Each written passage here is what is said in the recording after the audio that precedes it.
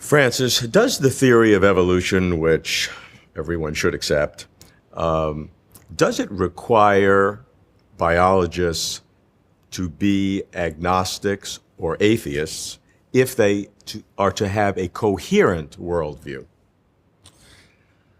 Obviously, this is a fundamental question for anybody who's aware of what's happening in biology. Certainly, evolution as a way of explaining the relatedness of living things is no longer in question.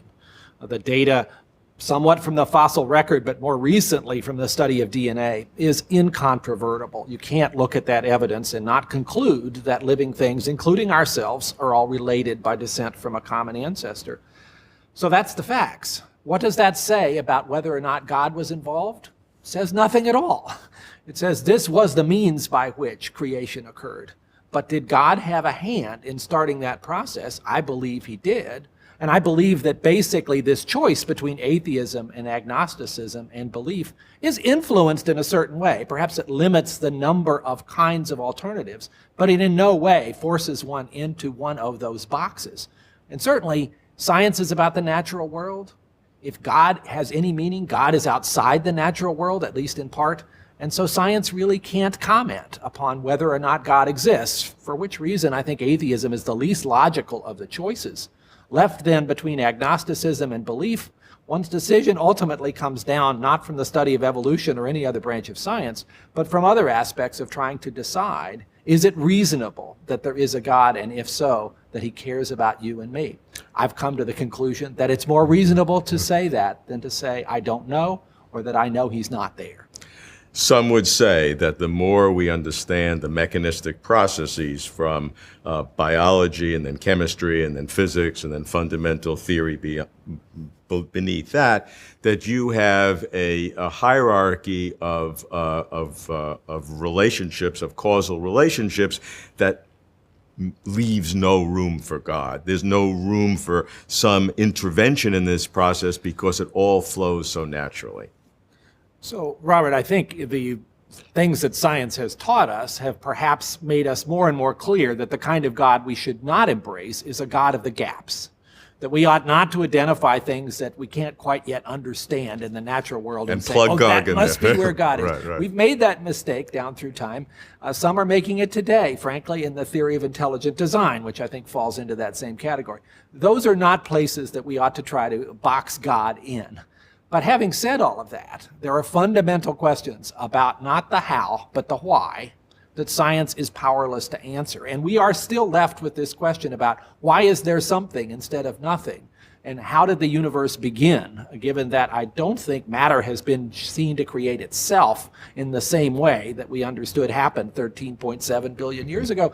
And we have the fine-tuning of the universe to try to understand why is it that all of these constants have exactly the value that they do to make it possible for coalescence of matter and life itself to occur. So there's plenty of room there to postulate a need for God if one is open to that idea without boxing him into some small aspect of physics, chemistry, or biology, or cosmology, which clearly is going to be an unproductive way to explore belief or unbelief. As I hear what you're saying, you're looking at other factors of grand nature. Why is there something rather than nothing? The cause of the Big Bang and the origin, the fine-tuning of the universe. These are massive things. They are not the structure of biology or the structure of chemistry that causes the biology. So you would say that in terms of the scientific explanation of biology, it is entirely a physical process that makes no comment about God, neither proving nor disproving. Is that correct? That's basically right. I think what science teaches us about biology is established well enough that a believer or an unbeliever can accept it as true or not. Let me say, though, that as a believer who sees God's hand in the whole thing, not in this God of the gaps way, but in the way of starting the entire process with a goal in mind, and who knew what that goal was going to be even before it was possible for anyone trapped in time to have guessed it, that it is possible to look at the scientific evidence in a somewhat different way. If I was an atheist, well, it would be what it is. But for me as a believer, it is also a glimpse into the magnificence of God's mind, into his phenomenal ability to use mathematics and physics and chemistry and biology and cosmology and all these sciences to achieve a particularly elegant outcome. And in that regard, science, which is all about discovery, that's what gets us up in the morning, is trying to discover something new, can be, for a believer, also an occasion of seeking something about God's mind.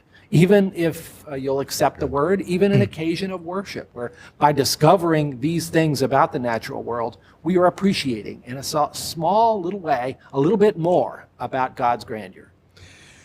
Does the God you describe be an intelligence that put the whole thing in process, designing the mathematics through chemistry, physics, and biology, and therefore have no need for continuous intervention of any kind? Not at all. That would be a deist God, a God who sort of started the whole thing in motion, went, well, that was nice. Look at what I've done here with all of these amazing aspects of science. Now I'll do something else. You can certainly worship that kind of a God in an amazement of what he did. And of course, many scientists have taken that tack. I think that would be Einstein's God, for instance. But then you really have to ask the question, is that good enough? Does that explain everything? Does that satisfy your longing for the truth? For me, I went through that phase, and it didn't stop there, because there's other aspects of who we are as human beings that seem to cry out for some further explanation than simply nuts and bolts and atoms and molecules. And particularly this uniquely aspect of being human, this knowledge of right and wrong, this spiritual nature, which evolution, in my view, can have provided some of the ground for, but not the whole thing.